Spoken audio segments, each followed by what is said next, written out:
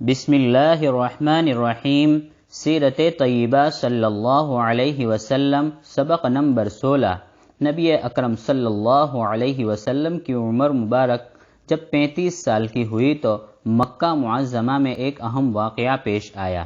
بیت اللہ شریف جو آج ہمیں نظر آتا ہے، یہ اس طرح کا نہیں تھا، بلکہ یہ اس طرح بنا ہوا تھا کہ 9 گز اس کی اونچی اونچی دیواریں تھیں اور چھت نہیں تھی۔ پرانا زمانہ ہونے کی وجہ سے دیواریں جگہ جگہ سے پھٹ گئی تھی۔ اس کے اندر کچھ قیمتی چیزیں رکھی ہوئی تھی۔ چوروں نے نقب لگا کر انہیں چرا لیا۔ کسی وقت سیلاب آیا جس کی وجہ سے اس کی بنیادیں کمزور پڑ گئی تھی۔ چنانچہ قریش کے لوگ جمع ہوئے اور مشورہ کیا کہ بیت اللہ شریف کمزور اور بوسیدہ ہوتا جا رہا ہے، اس کو نیا بنایا جائے۔ چنانچہ بات طے ہو گئی اور مشورہ ہوا کہ دیکھو، یہ اللہ کا مبارک گھر ہے، اس میں حرام اور مشتبہ آمدنی کا ایک پیسہ بھی نہیں لگائیں گے۔ جتنا بھی ہو سکے حلال کمائی کا لگایا جائے۔ زناکاری، سود اور سٹے کی آمدنی اس میں نہیں لگ سکتی۔ یہ اللہ کا گھر ہے۔ وہ لوگ جو کہ کافر اور بت پرست تھے اور ان میں ہر طرح کی برائیاں اور خرابیاں پائی جاتی تھی، وہ بھی حلال و حرام کے بارے میں جانتے تھے کہ اللہ کے گھر میں حرام نہیں لگ سکتا ہے۔ چنانچہ چندہ جمع ہوا۔ اولاً بنیادوں کو نکالا گیا، اس کو زمین کے برابر کیا، پھر اس کو اٹھایا گیا، لیکن چندہ کم پڑ گیا۔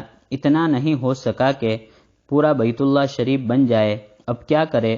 چندہ اور ہوتا نہیں، کیونکہ آج کل کے زمانے جیسی وسعت نہیں تھی۔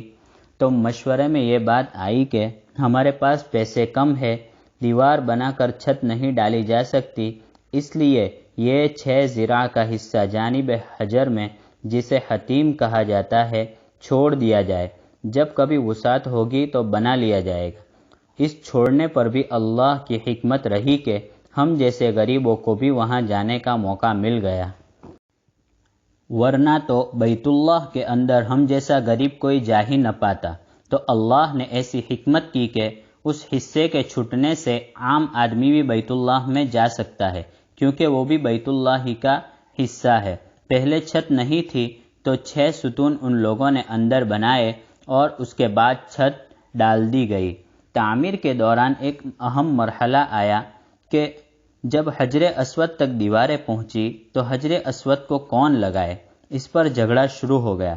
جاہلوں کا قبیلہ تو تھا ہی، ذرا ذرا سی باتوں کو اپنی انا کا مسئلہ بنا دیا جاتا کہ فلاں قبیلے والوں نے حجر اسود کو رکھا، ہماری بے عزتی کر دی۔ اسی پر تلواریں تن گئی۔ 5-6 دن تک یہ مسئلہ گرما گرم رہا کہ حجر اسود کون لگائے۔ حالانکہ ایسی کوئی بڑی بات تو تھی نہیں، تعمیر میں کوئی بھی لگا سکتا ہے، مگر اسی میں ہٹ ڈرمی شروع ہو گئی۔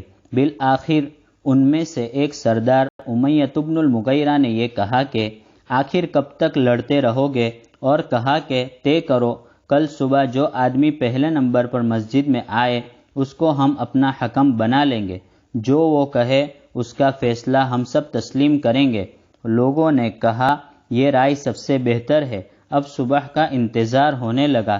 چنانچہ صبح دیکھا کہ سب سے پہلے نبی اکرم صلی اللہ علیہ وسلم تشریف لائے تو دیکھتے ہی سب کے سب کہنے لگے کہ ہاں، یہ آدمی سچا اور امین ہے اور ہم ان کے فیصلے پر راضی ہے۔ پیغمبر علیہ السلام تشریف لائے اور معلوم کیا کہ قصہ کیا ہے۔ بتلایا کہ یہ جھگڑا چل رہا ہے۔ آپ نے فرمایا کہ ایک چادر لے آؤ۔ چادر لائی گئی۔ حضور صلی اللہ علیہ وسلم نے فرمایا کہ یہاں کتنے قبیلے ہیں؟ چنانچہ بتلایا گیا۔ آپ نے فرمایا کہ ہر قبیلہ اپنا ایک ایک نمائندہ لے آئے۔ جب سب کے نمائندے آ گئے تو حضرت نے فرمایا کہ دیکھو، یہ حجر اسود رکھا ہے، اگر آپ سب مل کر مجھے اپنا نمائندہ بنا دو تو میں اس کو چادر میں رکھ دوں۔ سب نے کہا بہت اچھا، اور آپ نے فرمایا کہ میں نے خود نہیں بلکہ آپ ہی کی طرف سے رکھا ہے۔ آپ نے فرمایا کہ اس چادر کو سب اٹھا لے، تو سب نے پکڑ لی۔